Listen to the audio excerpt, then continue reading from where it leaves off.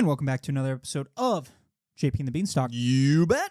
There's a great energy in the gym. We're in the thick, dense midst of summer, and it is great to be here. It's true. Beans, welcome. I was actually trying to think of how could we do an outdoor setup today, because it's perfect. It is perfect. Today. This is one of those, we get like a handful of truly perfect days in the summertime. This is one of them. It's true. Yeah, this is one of them. But we're here in the Bean Cave. Do we call it the Bean Cave? Sure. Sure. Let's just say sure. To come to you great people with another great episode full of fun, because we're here for the fun. True. Yeah. Okay. On today's episode, we're going to hit on the usual news and notes. We got Supergirl coming up here in a little less than 2 weeks as of today's recording. So that is fast approaching. And after a long pause, we're jumping right back in to our round 2 of going through the MCU. And today marks the first time we're getting into phase 3 of the MCU. Spoiler alert, it's fantastic. And then, of course, we'll tie things off with another tidy classic JP and the Beans top 5. Okay, without further ado, let's hit on the news of note on today's pod. Couple fun, more game-related actions. We had a full-length, not really longer than full-length trailer for the new Wolverine game. More of a gameplay reveal in that 6-7 minute long range. So plenty to see, plenty to absorb.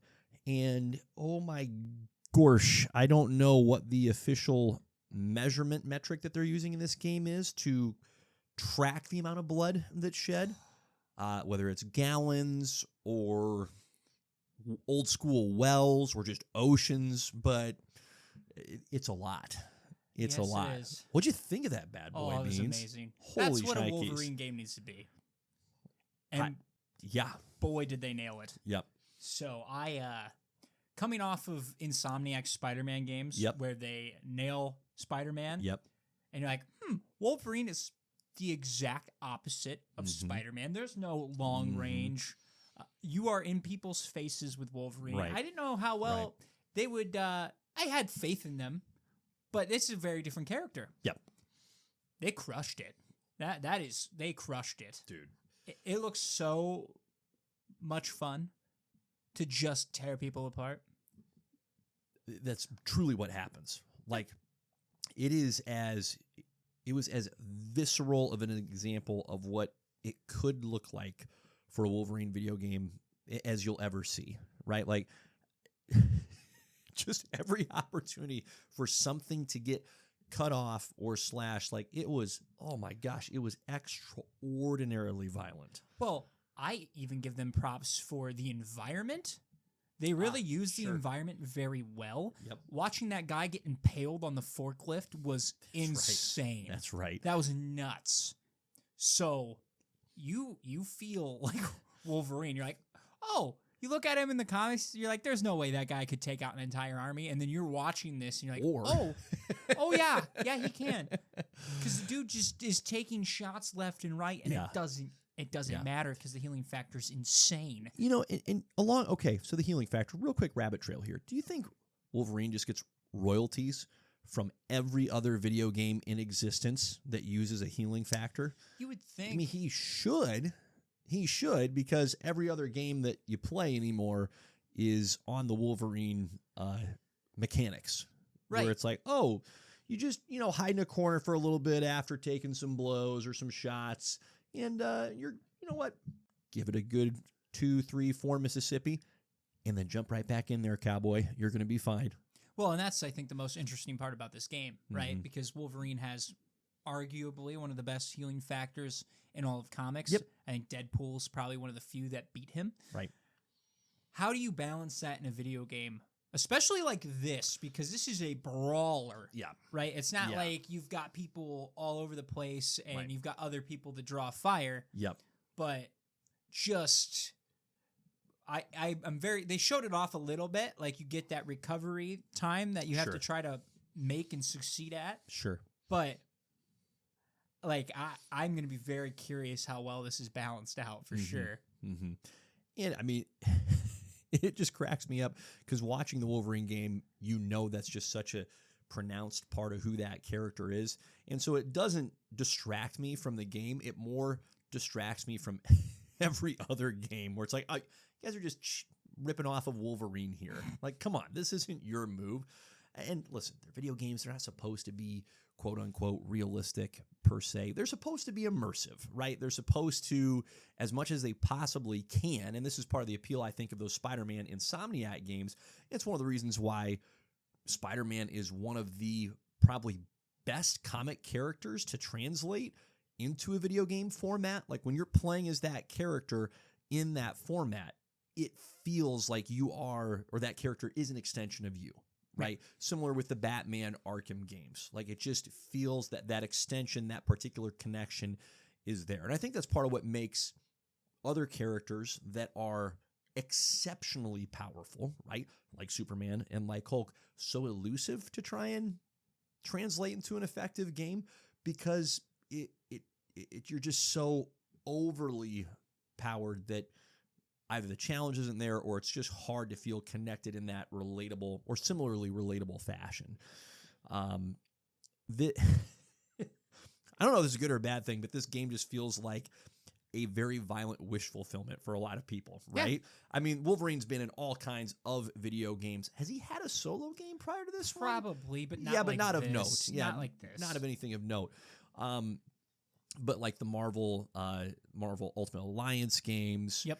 The Marvel Cosmic Invasion is the most recent one I'm thinking of. My sons and I just played that the other day, and there is no blood in that one. Wolverine is great. He's fun to play with. There is not a drop to be found. One thing that I did, everybody noticed this, right? You could see the comments all over YouTube, but it was truly hilarious how, in spite of all the blood, and then in the immediate aftermath, the realistic splatter rather that would be on the uniform, how it just slowly dissipates, and then you're going pop, bright yellow, we're back, we're good. Which, okay, yeah, what's the alternative, right? Eventually he gets shot up and the whole uniform falls away, and then it's naked Wolverine out there. We don't actually want that, everybody. That's not actually what we're going for. So yeah, there's going to be some. Again, it's not meant to be realistic. It's a comic character. So, yeah, there's going to be some elements of, for lack of a better word, just silliness. But what do you do? Well, I think the team-up aspect looks really good, too. Yeah. We just only saw Jean. Right. Which makes me curious to see who else we're going to get. They did say that Sabretooth is going to be one that you team up with for a little bit. Yep. And they teased him quite a bit at the tail end of the gameplay here. Right. And we know Mystique is in there as well. Yes. The curious thing I found was they were talking about the Sabretooth and Wolverine team up. And like you're going to very much feel like you're playing with Sabretooth because they're stealing each other's kills. They're talking smack to each other the whole time. I'm like, okay, this is fun. This is what makes Insomniac great. They get the characters that they're using. They are building their own world with it. Fine, fantastic. It works really, really well. Rooted in who the characters are. It's not the Insomniac version to the point that it's like an alternate universe. It's the core character in the Insomniac world. Yeah, it'll be very interesting to see how they portray the X-Men because I believe they said the X-Men don't exist currently, that they are mutants are just getting hunted left and right. Fascinating. Now, I could have heard that wrong. Sure. But that's what it sounded like, is the X-Men aren't as established at this point in time compared to their comic book counterpart. Right. And do we know, is there any intentional connectivity between this Wolverine character and the Spider-Man character that Insomniac has made? Or I gotta believe the simplest, well, obviously the simplest thing to do is just keep them separate. Don't even bother with any kind of overlap effort. Same universe. I believe they said that you're not going to see Spider-Man. Right. So I'm sure there might be like a little Easter egg being like, oh yeah, Spidey's handling New York City. Sure. But that's probably the extent you're going to get, which is honestly how this game should be. Yeah. Yeah, I think keeping these games more self-contained tends to be better. And frankly, it's more rare at this point for there to be self-contained superhero games. Like the vast majority of games that are out there or have been produced in recent memory, I think of even the Injustice games, right? Like they're you're not on an individual character track or story, right? The Arkham Batman games, of course, are their own beast. It's probably, I think what's so cool about this game is listen, I'm not going to play it. I don't own a PS5. I'm going to live vicariously through you during this experience. So I'm looking forward to that. Thank you in advance.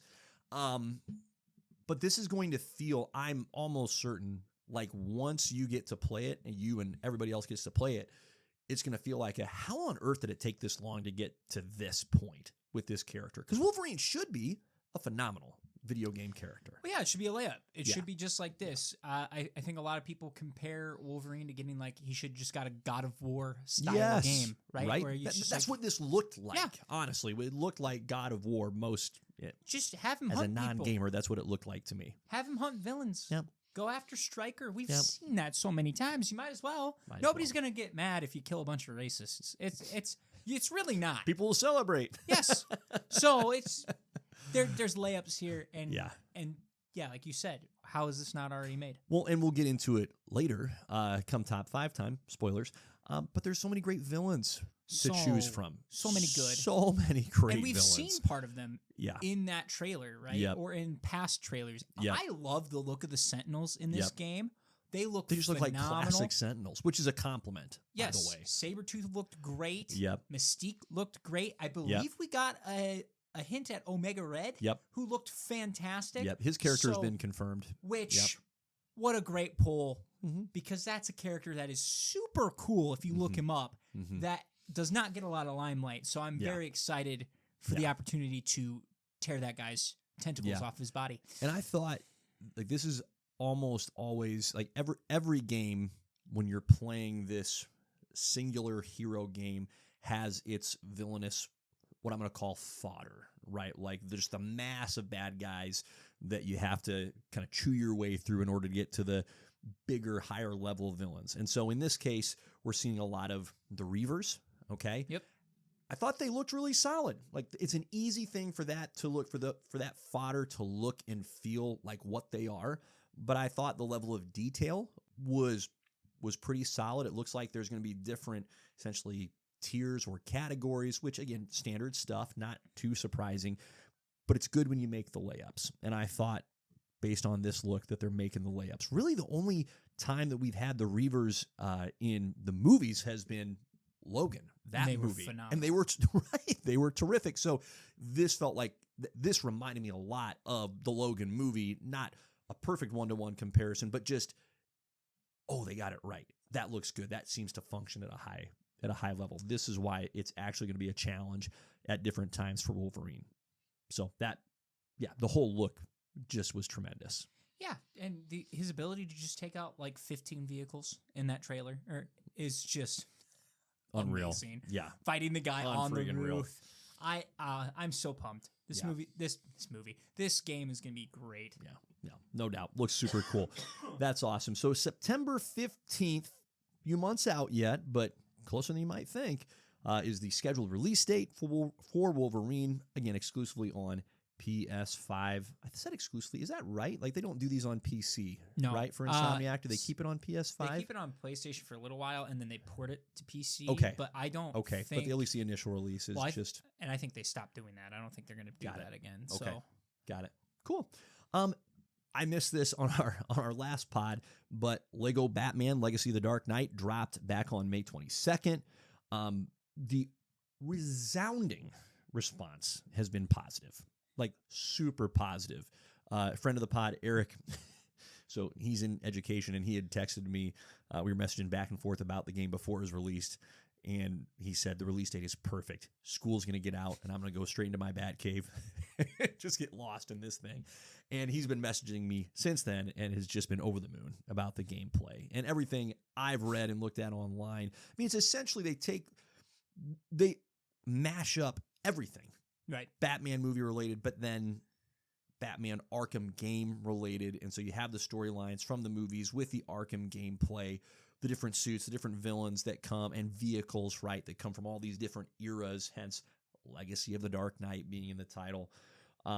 So it blows me away still that Lego video games are both a real thing and a thriving thing. Great for kids. They're great. Great for all of us. Like, Yeah. even when I play them, I'm like, oh, this is super cool, super fun. And I think so much of it is it strikes the right balance of it's a legit game, right? You're not playing it going, well, this is really cobbled together. It's fluid, it's smooth, the mechanics make a lot of sense. There's some open world element depending on the game. Well, I think most of the games at this point are very open world, and they manage not to take themselves too seriously. Like, they're not flat out mocking the source material, but they are more than happy to poke fun, but all in good fun, right? They don't exist to make fun of the source material.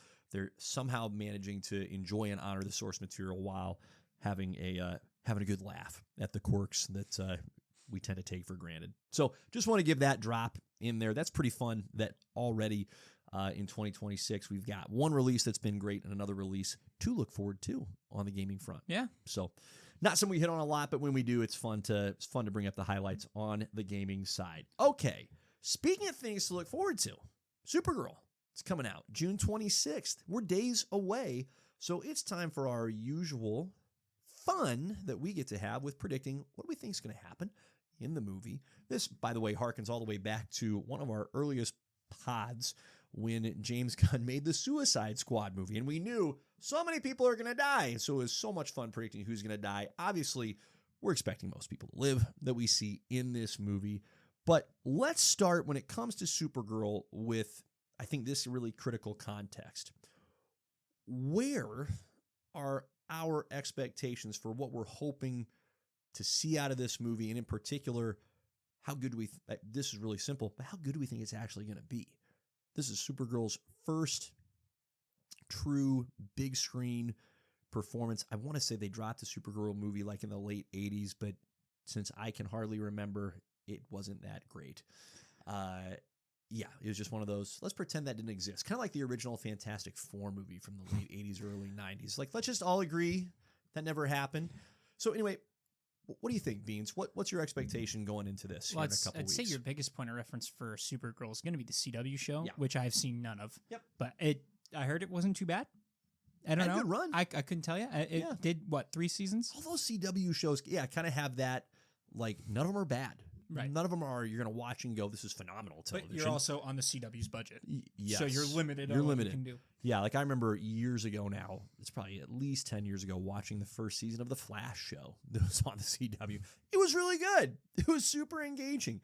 I didn't stick with it after season 1, but season 1 is like, hey, that's a pretty fun introduction to the character. That was cool. Right. So I think with this movie, I just really want them to dial in and make her feel completely different from Clark. Mm-hmm. I think with these clone characters, and clone's probably a tough word here, but the characters with all the similar power sets. Yep.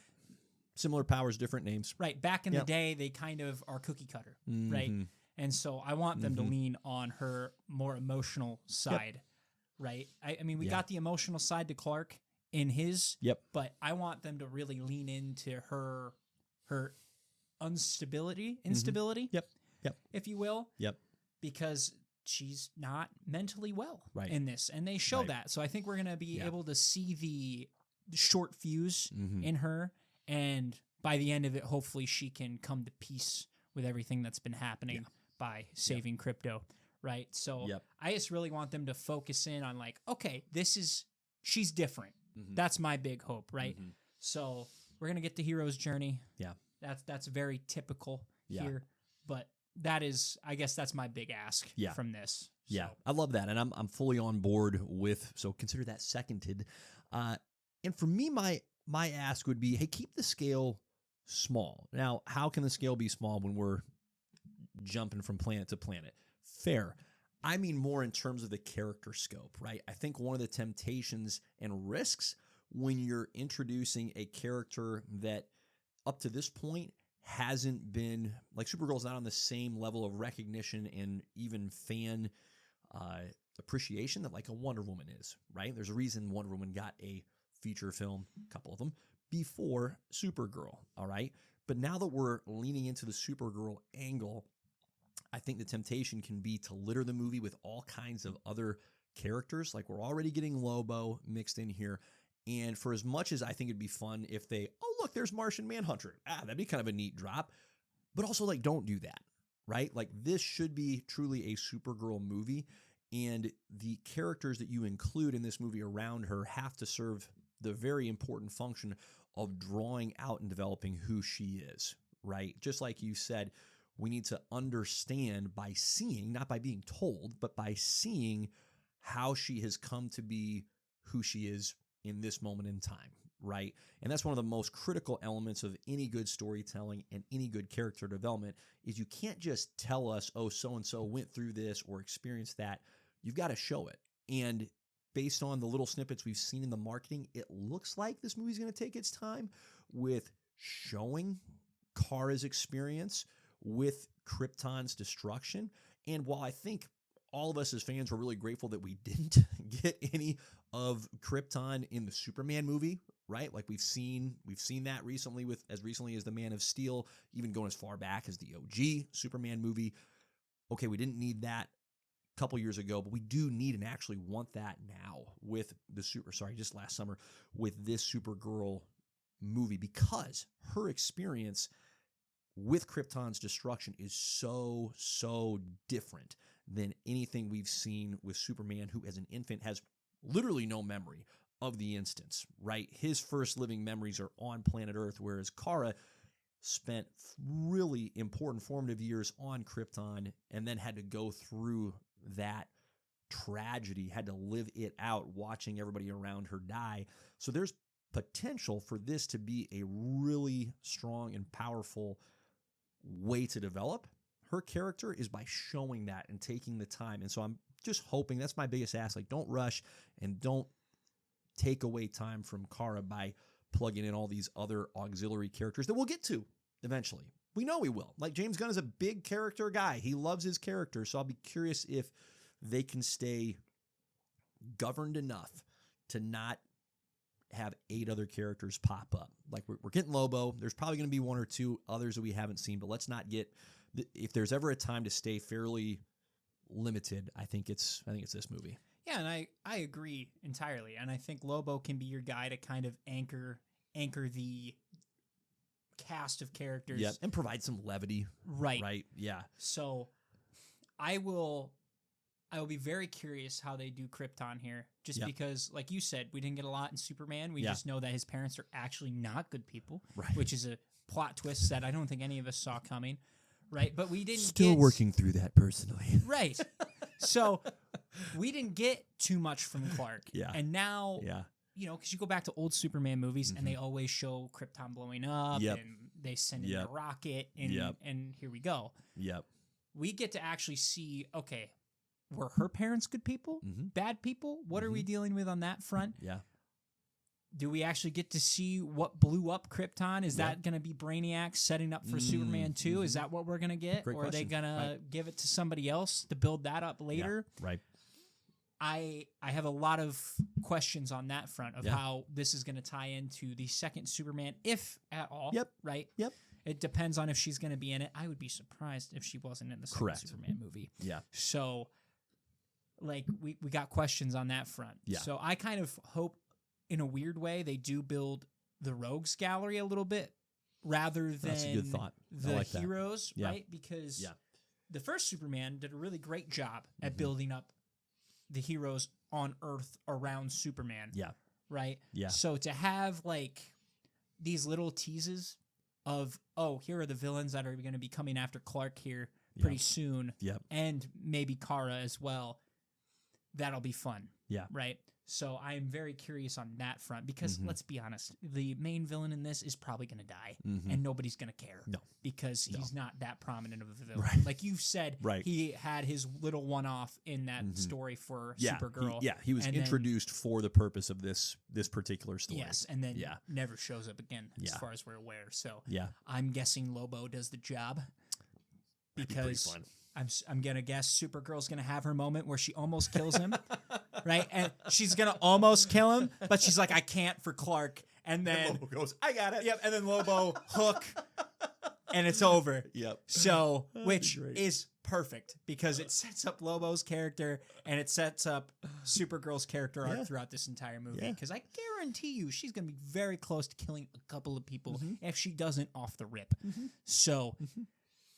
And again, that's what I mean. I want the differences between Kara and Clark to be very prominent. Yeah. For these to work. So. Yeah. Yeah, I totally agree, and I love that prediction. I think it's going to be scary how accurate that probably is here in a couple weeks. Overall, because I know we got to keep moving.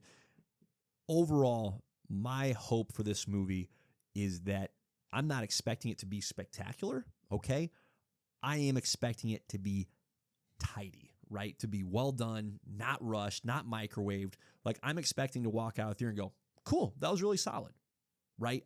I will be bummed if I'm walking out of the theater going, ooh, we didn't really think several of those steps through, did we? And we made it to the finish line, but we dropped the baton once or twice, and nobody's really excited that they saw that. So just, like, make the layups. You don't have to do anything outrageous, so to speak. I think it's all about character development here. I want this movie to be what Captain Marvel should have been. Yep. I think that's the best way to put it, Yeah, right? for sure.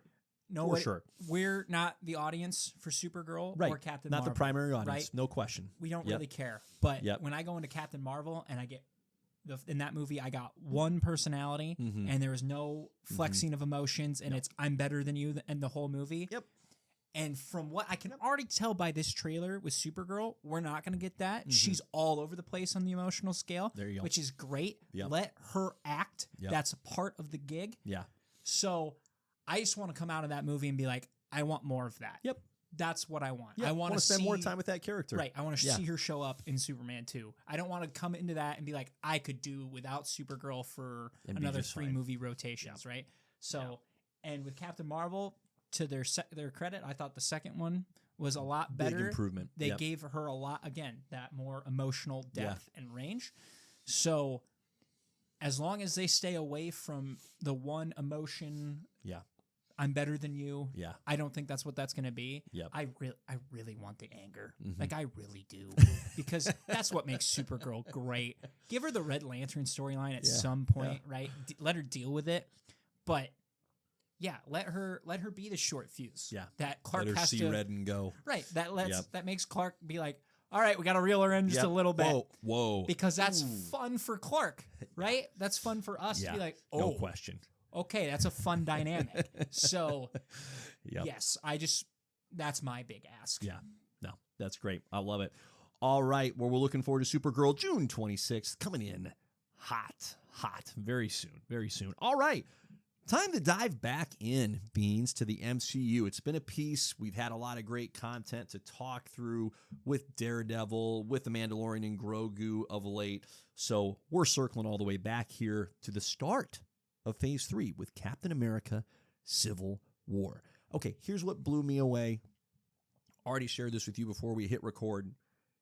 As of May 6th, that was 10 years ago.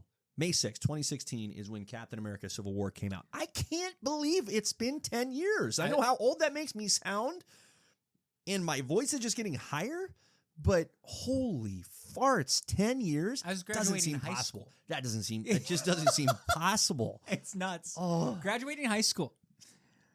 Oh.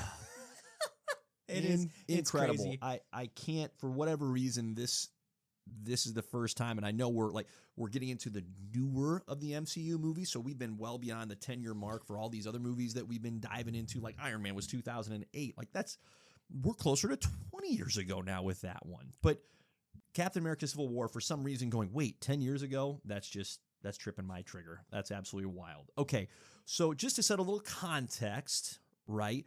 Phase 3. I'm going to list off real quick all the movies that are in Phase 3, and you're going to understand why we're looking forward to reviewing all of these, because this is truly where the MCU hit a flippin' stride. So you got Captain America Civil War and Doctor Strange that come out in 2016. All right, I'm not going to list all the dates just for the sake of time. Guardians of the Galaxy Volume 2, Spider-Man, Homecoming, and Thor Ragnarok all come out in 2017. Then in 2018, we get Black Panther, Avengers Infinity War, and Ant-Man and the Wasp. Then in 2019, Captain Marvel, Avengers Endgame, Spider-Man Far From Home. Whoa. There are some, and mostly bangers in there. A couple are going, okay, just okay. Captain Marvel. Captain Marvel, Ant-Man and the Wasp was just okay. But none that were flat out misses, and many that were just tremendous and worth the multiple rewatches. Not the least of which is this one right here, Captain America Civil War. Okay, at this point, from a cast perspective, we're seeing folks that we've already seen a lot of, with a couple really big exceptions, right? This is the first time that we get Chadwick Boseman, R.I.P., as T'Challa, the Black Panther, and Tom Holland as Peter Parker, a.k.a. your friendly neighborhood Spider-Man. So there's a lot of bringing back the band. As we've already talked about, this is really an Avengers movie, not a Captain America movie. But you also wonder, okay, so if we had inverted things and if we had called it an Avengers movie and yet we're spending so much time with Cap and Bucky, would we be going, wait a minute, is this a Captain America movie? So, hey, the title is what it is. You got to pick a title. That's where we're at. But along with all the returning cast of characters, to get those two new heroes introduced, and Daniel Brühl as Zemo was infinitely more valuable than I ever thought he could be as a villain. So we'll get into that, of course. Is this the first time? I got to correct myself. There's one more character I'm just remembering. Is this the first time we get Martin Freeman's Everett Ross? Believe so, yes. Yes, it is. Okay. Yeah. I had him pegged as Black Panther in my mind, but no, he shows up in Civil War first, doesn't he? Oh my gosh. And of course, Marissa Tomei is May Parker. Yeah. Dude. Okay. Okay. Unbelievable. Old Bill Hurt, Thaddeus Ross.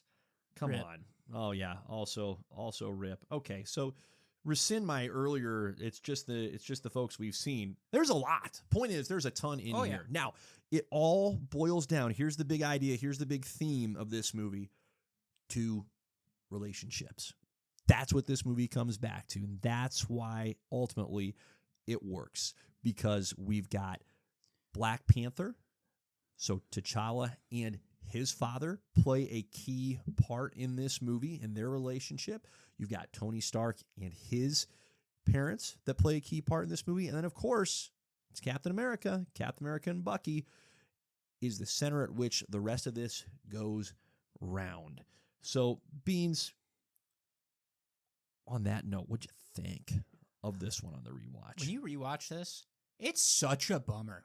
Yes. It is a bummer. It's a heartbreaker. This It is not is. like this is a movie that sets up Infinity War for being as impactful as Infinity War was, right? This sets the grounds for the entirety of Phase 3. Yep.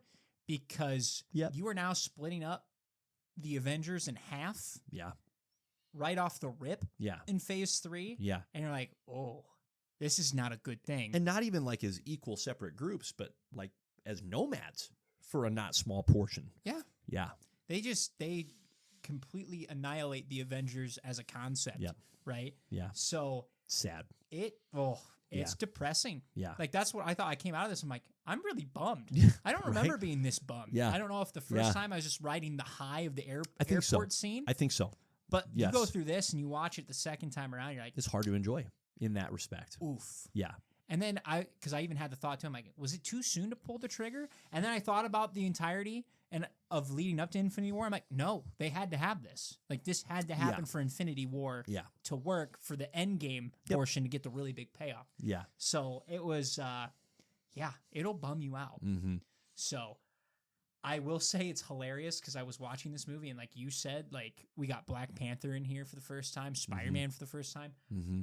I turned my brain off because I see, like Chadwick comes on. I'm like, oh, yeah, that's right. He's here. And I'm like, oh, he's here. Because I was bummed. Because I was like, I love his performance as T'Challa in this. Rest in peace, Chadwick. Yeah. And then I keep going. I'm like, oh, yeah, Spider-Man's in this movie. I'm like, I forgot about that.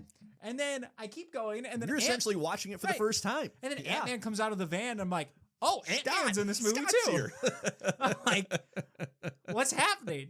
So it was, it was hilarious on that front. But I mean, every character gets a really good chance to shine in this. And it's just a nice little extension of what we've already gotten from everybody else to begin with. Black Panther, dude, I forgot how awesome he is. Like, They let the guy cook. straight out the gate, Yep. like they gave him Yep. the red carpet. Like Mhm. that is exactly how you should treat Black Panther moving forward. Right. Holy crap. Yep. Scratching the shield Yep. still lives in my head rent free. Mhm. He's giving Mhm. Bucky hands. He's giving Yep. Captain America hands. Yep. Like, awesome. Yep. And his Yep. character arc throughout the entire movie, even to the end, where he prevents Zemo from offing himself. You're like, Right. nope, you're done. Right. I'm taking you to prison. Yep. And like, You don't just get to see- get out of it that easily. right. And just Yep. his line too, where he's like, I've seen vengeance impact all these men. Mhm. I won't let it do that to me. Right. And you're just like, Yep. okay. Yeah. I Yeah, he believe you. goes from being out for the blood of Bucky to having Zemo at his mercy. And it's a great observation. He doesn't even in that moment need to be the one that kills Zemo. He can so easily just stand back, let Zemo off himself, and have the closure that he was seeking at the beginning or earlier in the movie. And for his character arc to so completely progress from that place of vengeance to preventing his enemy, like the real enemy that he's been chasing, that killed his father, from ending his life, like that's something. Because he's not doing that out of a place of, this is going to be worse for you. He doesn't want Zemo to get out of it that easily, but he's in a very different, like we know that T'Challa from future movies, like he's not afraid to kill the bad guys, right? No. He's not Spider-Man just gently wounding or lightly hospitalizing the bad dudes. It's, fatalities are a real part of his world. And so that's a not insignificant character progression. And they sneak it into a Captain America movie. And it works. Well, I think it's not microwaved. It works. I think he's the strongest character Yeah. in this movie Yeah. by far Yeah. for a Captain America movie. Yeah. Because, I mean, even his one-liners, like, how Mhm. long do you think you can keep your friend from me, is Mhm. a nuts line. Mhm. So I was just like, Mhm. here we go. Yeah. But Yeah. I think Black Panther, arguably, going through the rewatch, is the strongest character in this movie. Yep. So. Yep. And yeah, getting Spider-Man, everybody was excited. You remember the time too? I don't know if you remember this. I remember being in school watching the trailer, and then he yells under roofs, and Yep. and you're like, and Spider-Man does a flip, and you're like, hold on. Yes. If that would have happened today, Yes. we would be like, AI, Yes. 100% Yes. AI, not happening. Right. And Right. I remember seeing that, my mind was just blown, because I'm like, they figured it out. Because people won't understand if it's past their time. Right. This was significant. This was such a huge deal. Like, we got Sony and Marvel to agree to allow Spider-Man into the MCU. crazy. That's huge. Yeah. So Crazy. to have that happen, Mm-hmm. and then they did go the younger route. Mm-hmm. Great, that's fine.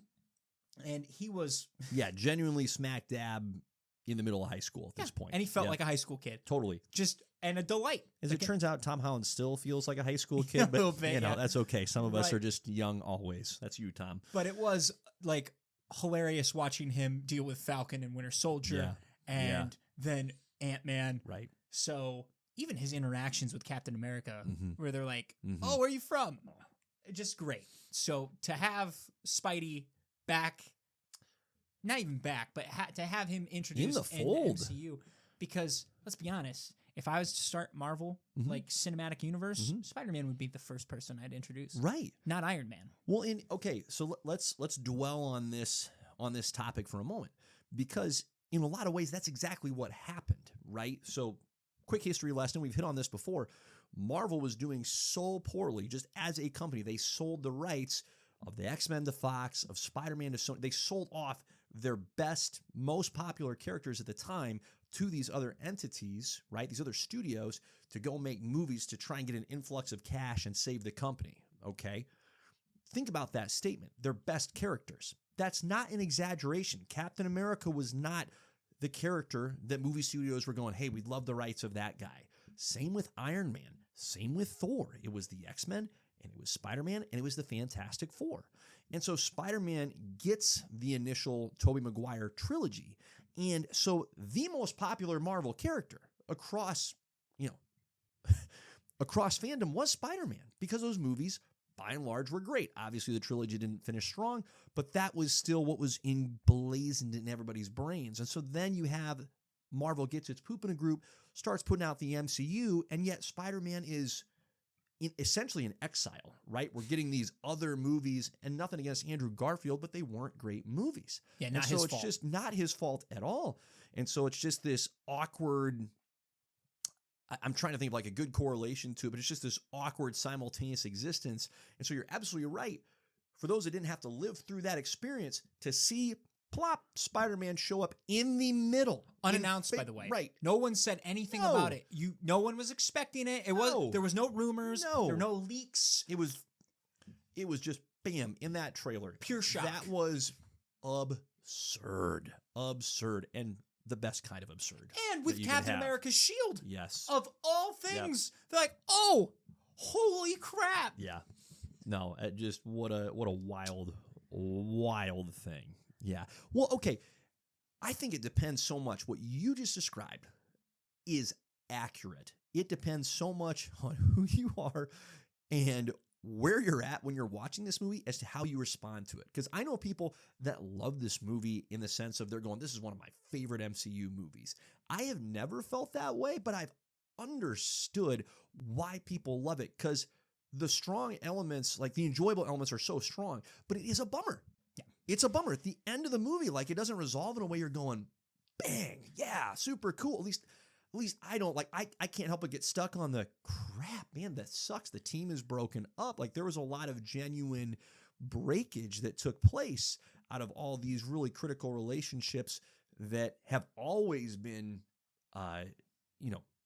difficult at different times, right? Cap and Tony have always had tension, always, but they've managed to work together for several rounds that we've witnessed now. And so for this true, genuine breakage and severing to take place, man, it's sobering. And listen, it's just not, there's a little bit of wish fulfillment, right? When you get to see heroes fighting against heroes. And I like the self-awareness that the movie has, right? When like Black Widow and Hawkeye are kind of going back and forth and like, hey, are we still friends? Like, well, it depends on how hard you hit me. So you're like, okay, so no one's really, It's play fighting. no one's cutthroat, right? Like, you're trying to win, but it's like a boxing match between two friendly opponents, right? They don't hate each other.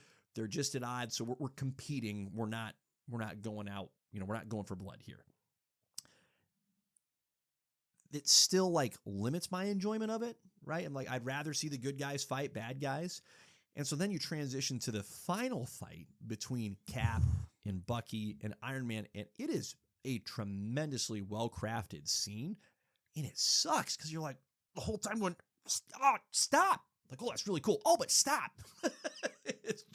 It's impossible for me to enjoy it, right? Like, you want them to work together, not be now going hard after each other. Because when Tony realizes what the truth of his parents' death means, there's no more play fighting, as you said. This is, we're out for blood. We're where T'Challa was at the beginning of the movie, going for Bucky. Now Tony's going for Bucky that hard, and Steve's doing everything, it has to do everything he can within his powers, within his abilities, to stop Tony from killing Bucky. Because Bucky is it's his family, right? It's not his mom and dad, but it's the family that Steve has. It is the most core foundational relationship that Steve has, and Tony is legitimately trying to kill him. So the conflict is incredibly well crafted. Again, none of this is quickly baked or cobbled together. It's really well done, even if, and this is the thing, even if you can kind of see it coming, right? Yep. Like, okay, that's going to be Bucky. Like, you see the motorcycle in that initial footage, you're like, it's going to be Bucky, isn't it? Probably. And then later you're like, oof. But it still hits. It still works. Yeah, I would agree with you. It's not one of my favorites necessarily, but I would say its significance in all the Marvel movies that we've had, right? It's probably top 5 with most important because of, again, what I said earlier, of what it sets up. So from that regard, and I will say this too, Thanos gets all the credit in the world in Infinity War for beating the Avengers. Zemo did it first. Yeah, they had to be fractured first. Yes. Zemo very much with the assist here. Yes, I would even, like, he's the first one that won Yeah. on the board. Yeah. And nobody talks about that. Yeah. Like, he's probably one of the most underrated MCU villains we've had. Yeah. Because he wins, no one talks about it because but the effects of that win is felt throughout in the entirety of Phase 3. Because unlike all of these other villains, here's what Zemo has that's so unique. Every other villain that the Avengers either have or will go up against is super willing and, in fact, eager to stand on the mountaintop and say, I'm king of the mountain. Zemo wants nothing to do with the mountain. He just wants the Avengers to not be on it. Yep. Right? Like, there's no, hey, I'm trying to reach a pinnacle. It's like, I'm just seeking to take these guys down. And here's what else works. His rationale for it. Right? Like, these are real world consequences where he's feeling this sincere loss. Now, is it misplaced to put it all on the Avengers? Of course it is. Of course it is. And you can understand it, and it's relatable because it's what people tend to do, right? We tend to assign blame, and even if all the blame shouldn't be on the Avengers, it's where Zemo's putting it, and the diligence with which he goes about both putting together and then executing his plan is unparalleled, right? He doesn't have, and he knows he doesn't have brute force at his disposal. He knows that he has to use subtlety, that for as much as he wants the outcome, he's not going to be able to really enjoy it. Like, that's the other thing that's really sobering and that helps, like you said, make it kind of feel like a bummer, is Zemo's not watching Iron Man and Captain America and Bucky get after it at the end and enjoying it. Right? Like, he's winning. He's getting the vengeance that he's seeking, but he's left empty, right? That's why the dude's going to off himself, is he's empty. He hasn't actually filled the void of the loss of his wife and his kids, of his entire family, right, is still there, and it has not been filled by the vengeance that he has gained. So it's so sobering, and it works. It's good, but it just makes it, again, hard to enjoy in that respect. And he does a really good job of establishing his aura after he's in prison. Yep. And Ross is like, you happy now? You lost. You're in prison. And he's like, you've got nothing now. He's like, and he just starts laughing. He's like, did I lose? Yeah. Because I don't think I lost. Yep. And he's right. He's absolutely right. It was, he give Zemo his flowers and his credit there, because without him, we don't have what we have. Yeah. So it's incredible. Okay, to hone in on the parts that are a lot more easy to enjoy. We already spent a lot of good time talking about Black Panther. Holy buckets, did they nail Spider-Man? Like, like, you had to, and there's a lot of ways to not nail the character. The age being one thing, right? The fact that they went younger here, I think, works really well. And it's not what I would have said you should do necessarily. And I would agree with you. Yep. But it works. And I say that also, I'm going to leave myself this little out of saying, I don't even know if it's what I prefer necessarily, but in the dynamic that we have with the Avengers, it works so well that Spider-Man becomes essentially immediately a ward of Tony Stark's, right? Where he is just a kid that Tony has to, like, shepherd along and try to keep alive and relatively out of harm's way, while selfishly doing what Tony always does, which is using the things and people around him to accomplish his ends. But it works. So I think, in trying to, like, be fair to Marvel, had they put Peter Parker, Spider-Man, in his mid-20s as vastly more fully established, I don't think it would have fit as well with this group. Even though that's where I more enjoy, like, when we get into Spider-Man Homecoming and we're in that high school dynamics, like, I don't really enjoy that a ton. It's a good movie. It's just not, I'm not going, ooh, yeah, this is prime Spider-Man. It's exactly what it is, youthful Spider-Man at that point. I would say this is a great MCU Spider-Man. Yeah. That would be the great. It's not a great comic accurate Spider-Man. Right. Because in my opinion, he's not actually Spider-Man until at the end of No Way Home. Exactly. That's where he's like, by the end of that movie, like, there now he is. it's Spider-Man. There he is. Yep. Right? Because he goes through, and in a little way, his life's kind of perfect. I mean, yes, you're seeing the Parker luck come into play, and but it's always felt like he's felt safe-ish, right? Yeah. Up until and then No Way Home, you're like, oh, there are stakes, and things happen, and they're heavy, and you think that obviously the Iron Man death hurt him in the second movie, right? And his relationship with Quentin Beck also hurt him. So I'm not saying he didn't have those. No, moments, I know what you mean, but he didn't have the direct relational loss because again, Iron Man hit, but probably not as hard as Ant-Man. Oh, 100%. So 100%. A great MCU fit. I would have I enjoyed that he was talking smack. It didn't feel like smack talk though, right? It felt more like youthful ignorance. Well, it kind of felt yes, but it also felt like us getting Spider-Man on screen. Yeah. He's just happy to be there, right? And we're all happy that he's there, so it works for this movie because we're like, we never thought in any way, shape, or form Peter Parker would be here, right? But it's not like you don't really get the Spidey personality until, again, probably till No Way Home hits, right? So from that perspective, it does work for the MCU. Just because I think of the comics and I think of Tony and Peter in the comics sorts, and those two go at it, right? Those guys do not 100% get along because it's Tony Stark. You know, he's going to drive people up the wrong way, right? But Peter doesn't put up with it, compared to this. So he's older and more mature. Where you're absolutely right. He enjoys in most instances in the comics aligning with Tony Stark, but he is mature enough to know when Tony's not worth following, right? Whereas this version of Peter Parker is just a puppy that's pleased to be with his guy, right? And that's really the dynamic you get. And I would make the argument too that Tony is not as easy to hate sometimes, like 100%. He is in the comic. Right. Yeah. Great point. Because Tony in the comics does some really he's an asshole easy, sometimes. Yeah, does some Straight really up, easy to dislike things. And in the movies, they did a great job of he is the redeemable. Yep. Like he's on a back. redemptive arc throughout these movies. So no question. Yeah, no question. Okay, it is a Captain America movie, so we should talk about Captain America and Bucky a little bit. This is just affirming our point that we made earlier of, is it a Captain America movie? There's a lot going on. There's a lot to see here.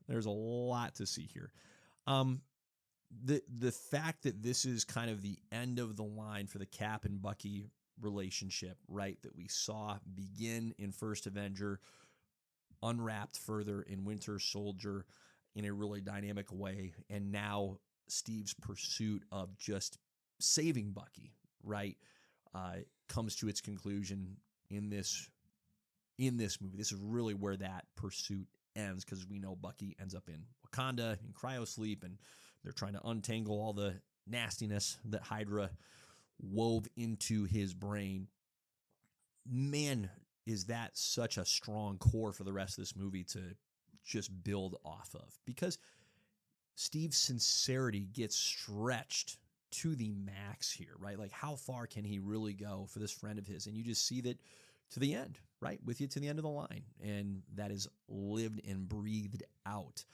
And I think one of the neat things for me in this movie is seeing how willing, right, all these other characters are to fight alongside Steve, right? They don't have the relational equity with Bucky. None of them have, and none of them can, right? But whether it's Scott Lang, or whether it's Ant-Man or Falcon or Hawkeye, just the willingness to partner with Steve, like that loyalty that is reciprocated, it's such a fun thing to see. Yeah, I would say from like just the aspect of Civil War in this movie compared to the comics. Yep. In this movie, like both of them are right. Yeah. Like both of them in their respective realms are right. I think what this movie does a really good job of is building off of Tony's arc from where he's at. Great. Building off of Cap's arc. Guess what? Cap does not trust the government. Yep. At this point in time. Yep. And I can't blame him. Right. After Winter Soldier, he's going, I'm feeling After more like Avengers. Right. He's like, I'm feeling much more like Nick Fury, where I'm trusting nobody at this point. Yeah. And Tony is so, his guilt up until this point is eating him alive to where he's like, maybe it is smart that we have some form of accountability. Yeah. I think he regrets it at the end of this movie. Yeah, because he's for been the sure. zero accountability. Like, he's loved the lack of accountability, right? Right. Coming off of Iron Man 2, where he's just dunking on Congress. Yeah. Well, and Yeah. I think at the end of this movie, you do have to pick Cap's side because Tony's sitting there and he's like, this wasn't worth it at the end of the day. No, Tony because- eventually goes over to Cap's side. Right. Like, as far as the global, like, issue that's at hand, 100%, Tony goes, dang it. Right. I should have been on Steve's side Right. with this. And he's like, I shouldn't have signed it. Yep. Because Because Steve was right. Right. Ross and the rest can't be trusted. No. Yep. And you get that vibe from Ross where he's like, you can't do this, blah, blah, blah. Yeah. And you're like, Yep. why not? Right. Why are you keeping me Right. from this? Right. So Yep. I think Tony does eventually learn, unfortunately, makes another mistake, which it just continues the trend for him, Yep. unfortunately. Yeah. But yeah, you're watching and you're like, this is dumb. You guys shouldn't be fighting. Yeah. Right. In the comics, Tony's completely in the wrong. Tony is the so far in the comics, wrong. Like, it's an entertaining comic, but it does not even come close to threading the needle of conflict of which side do you choose. It's obvious. It's not Tony's side. Yeah, he pretty much Turns villain. heel. He Yeah. turned heel Yeah. in that whole arc, Yep. right? Yep. And he still ended up winning too, which is nuts. Yeah. Right? Yeah. But that was a lot easier of a decision than in this movie. Yeah, there's genuine tension that's built between the Tony side and the Cap side. And it's, I think, one of the ways in which that works and is demonstrated so well is Black Widow's character, right? When she sides with Tony, Tony's not the only one surprised, right? Which is such a great moment. He's like, wait, really? Essentially, you're on my side here. It's surprising for us as the audience as well, but that is such a key role for Black Widow to play in this movie when she aligns with Tony up until almost the very end.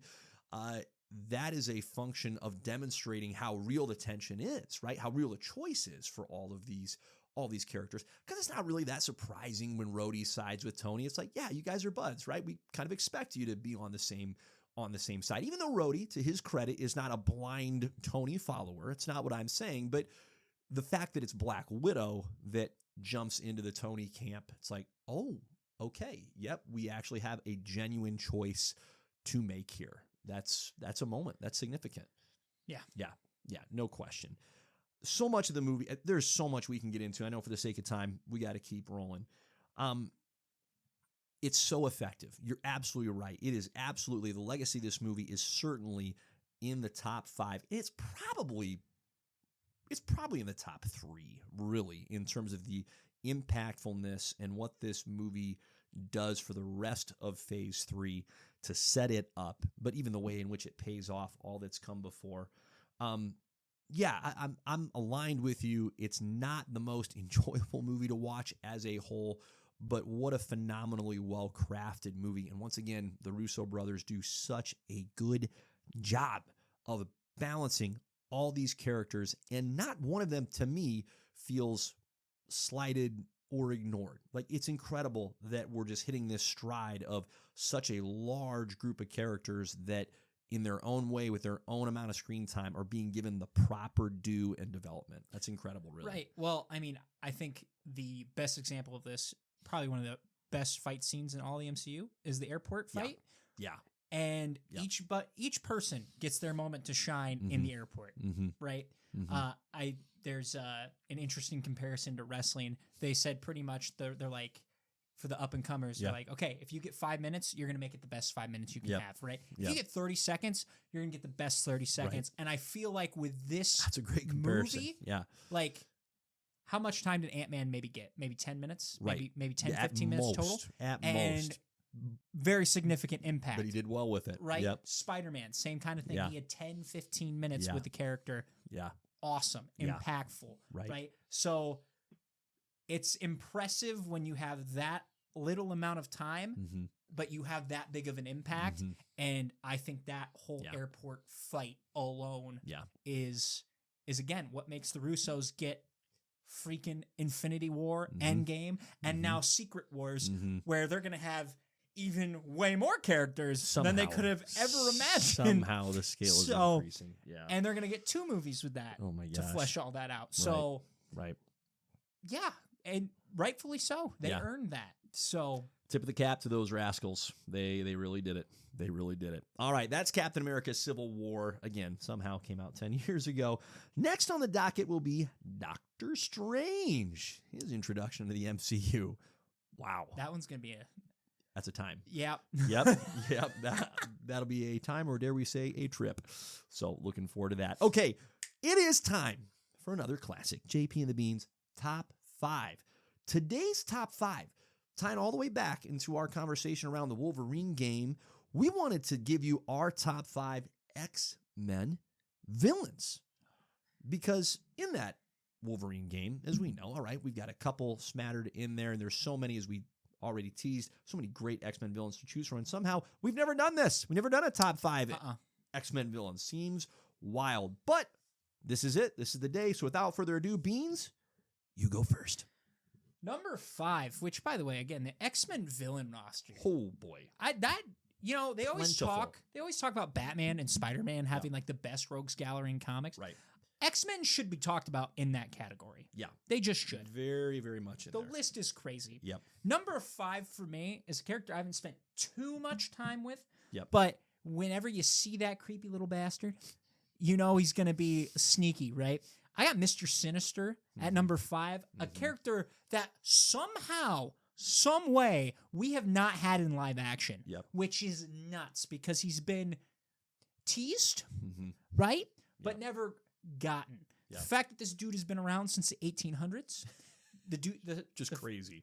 Obsessed with cloning, which, again, we have said multiple times on this podcast, cloning never goes well. Never. If you see somebody who's into clones, they're a bad guy. 99% chance. Yep. Okay? This is a comic rule. This is just a movie, video game. It doesn't matter. It's a media rule, right? He's doing that all the time. He's experimenting on mutants all the time. He's just a gnarly dude. And if you look at him, you're like, oh, villain. Yep. Like, you just look at the guy. Villain. And he's always just trying to work his magic behind the scenes. I got Mr. Sinister at number 5. That's fantastic. So my top 5 is going to be very uniquely limited to the X-Men villains, primarily that I've seen on screen. Okay. So there's plenty we haven't seen on screen. And I'm going to throw one in there that I read recently in the comics. I'm like, that's a whole lot of stinking fun. Okay. So this... Don't throw garbage at me. Yes, I know there's going to be better X-Men villains out there. So for me, my number 5 is going to be Mystique. And I know in the comics she spends some time going back and forth, but I think... all the X-Men villains do. All of them do, right? We know this. It's like pick a lane. Okay. In the movies, she was such a phenomenal villain in those first 2 X-Men movies in particular. And then we even got a villain turn after her character being reintroduced in X-Men First Class when Jennifer Lawrence took over the character. And then she took that villainous turn in Days of Future Past. Just a lot of quality screen time for the character and went from a really effective villain. It's just, listen, part of the joy of any superhero or supervillain is how fun is it to watch them in action? And it's hard to get over the fun of just like the transformation that you're seeing in front of you, right? Like, okay, transformation. We love watching the Transformers transform in the Transformers movie. Seeing Mystique's character transform, even going all the way back to that very first X-Men movie where she's like mid-kick transforming from herself into Wolverine or vice versa. I forget which way now. It's like, that's a pretty fun mechanic. Like, they did really well with that in the movies. Well, they made it cool. Yes. It could have been just a switch, but they did like the scale thing. Yep, and you're like... the bottom to top or top to bottom. Yeah, with it, as you said, the scale thing. And you're like, that's actually impressive. Yeah, it's not a poof. It's a... that sound that goes with it. It's pretty cool. For sure. It is pretty gnarly. And I thought they gave her a really neat mechanic in First Class where Magneto goes, listen, you got to put all your effort into not trying to do too much, let's say, with your transformation, like lean into your blue form. Don't be living in this non-blue form, and how that was a genuine like leveling up for her overall like strength and stamina, like her physical ability. I thought that was a neat little mechanic that got tossed in there. So Mystique for me is my number 5. Okay, my number 4, freaking Kevin Bacon, man. Sebastian Shaw in that First Class movie. We talked about this before we hit record, okay? So I'm just going to repeat myself, and I'm sorry for your sake, but I really didn't know that he was going to be in that movie, okay? So I sat down in the theater, I'm watching, and oh, all right, Kevin Bacon's in this. That's nice they tossed him in there. I truly thought it was going to be a bit part. But then he continues to be in the movie. But it worked. It worked. Like, you're watching him and going, oh, all right. Oh, he's doing pretty well. Hey, wait a minute. He's the main bad guy. It was like one of the most ignorant experiences I think I've ever had in a movie theater. But he was really sneakily effective. Like the fact that they tied him into Magneto's origins and made him like a foil of sorts for Magneto was wild and wildly effective. And one of the few times that I've actually gone, you know what, that was actually pretty cool. They killed the villain in that movie. Not because I don't want to see more of him, but it just made a lot of sense that Magneto just put the coin straight through and also like one of the most just vicious endings of a villain that I think you'll ever see in a comic book movie. Oh, like sure. that was visceral. So that's my number 4, Sebastian Shaw. Just first of all, Hellfire Club, such a cool X-Men villain group for sure. Right. That doesn't get talked about enough. Right. Sebastian Shaw's power set, the energy absorption, and then making it like 10 times, making him stronger off of it, gnarly. Absolutely gnarly. Now, was it weird how they showed it? Yes. In the movie? I think so. A little bit. I think so. I understand why, Yeah. but a little weird. Yeah. But it still looks Sebastian super Shaw strange. needs more just more time for sure. And to dunk on him a little bit, pick a real villain name. Like, don't just go around as Sebastian Shaw. Like, pick an actual villain name, bud. I'm sure he has one. He's got to have one. You've got right? a cool group that you're the head of called the Hellfire Club, and you're like, all right, well, who's this guy? Sebastian Shaw. No, not the alter. Like, what's your villain name? That's all I got. Because I think Emma should have gotten kicked out immediately. Right. I think Emma Frost is like the White Queen. Right. Technically. Exactly. So I think he's probably like the Black Diamond or something like that, just because they stick with the cards. Yeah. I don't know. Yeah. I'd be very Maybe interested. he does give himself that designation, and I'm he's just gotta have unaware of it. something. That's entirely possible. Because I know I wouldn't put it past Masterminds me. in that group as well. Yeah. So that's just it is what it is. There you go. My number 4. My number 4 is Nimrod, one of the fancier of the Sentinels. Dude can duplicate, replicate, very hard to kill. Just a badass. Like, if you look at Nimrod's design, I'm not going to lie to you, that's 90% of why he's here, right? I have not read a lot of Nimrod, but his significance in Days of Future Past, fantastic. Yes. He is a killer robot on roids. Like, this is a Sentinel times 10. He's essentially a godlike Sentinel. Yeah. Yeah. Yeah. Yeah. And he's just, again, you see him on the screen, oh, that's badass. So I've got Nimrod at number 4. Great number 4. Keep it short and simple there. Yep. Number 3, this is where we get into the really good stuff, Yep. right? I got Juggernaut at 3, one of my favorite X-Men villains of all time. Yep. He got done so dirty Poorly. in Last Stand. Just poorly. However, thank you, Ryan Reynolds, because Juggernaut gets redeemed in Deadpool 2, okay? And it's fantastic. Him versus Colossus is a lot of fun. Sick. A lot Watching of him fun. just rip Deadpool in half, hilarious, okay? And by the way, voiced by Ryan Reynolds, weirdly enough. Yep. And I love the song that's played behind Juggernaut, because they're like, just look that up. It's hilarious. Juggernaut's a force, and that's how he should be. And they did a really good job of showing that in Deadpool 2. And even in the fact they electrocute him in a pool, and he crawls his way out towards the end of the movie, right? So hard to kill. And they don't really go into like the mystical side because he's not technically a mutant, right? But just the unstoppable force, Juggernaut. Yep. There's again, outside of Last Stand, there's not a moment where he's not just a badass and a physical presence when he enters the scene. Yeah. So I got Juggernaut at 3. Yeah, that's really good. So I am Nimrod adjacent with my number 3. So it's the Orcus group, okay, that kind of comes into being in the Krakoa era. but they are responsible ultimately for creating Nimrod for the first time.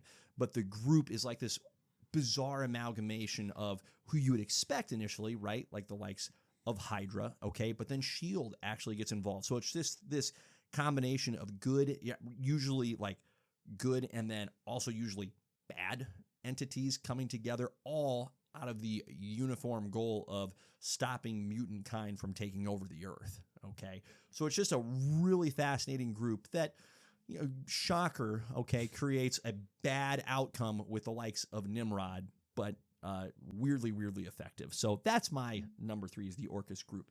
My number 2 is William Stryker. Like, Brian Cox played him so flippin' well in the X-Men 2 movie. And I love, very similar to what we saw with Baron Zemo in Captain America Civil War, how clever Stryker is, right? Like, he's not trying to go just on top of the mountain, conquering the mutants and saying, hey, I conquered y'all.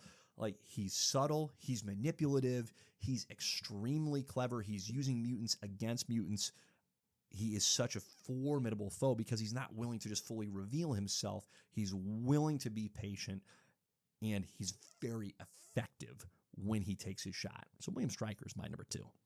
Yeah, Stryker's low key. Yep, very much so. My number 2 is Magneto. Mm-hmm.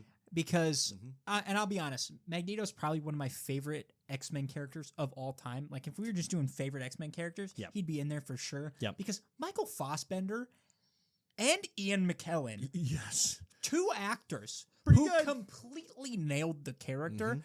To go 2 for 2 is insane. And both of them do a phenomenal job of bringing Magneto to the screen. Yep, in different seasons, like different eras of his character. Like, Ian McKellen is full-on villain with Magneto, right?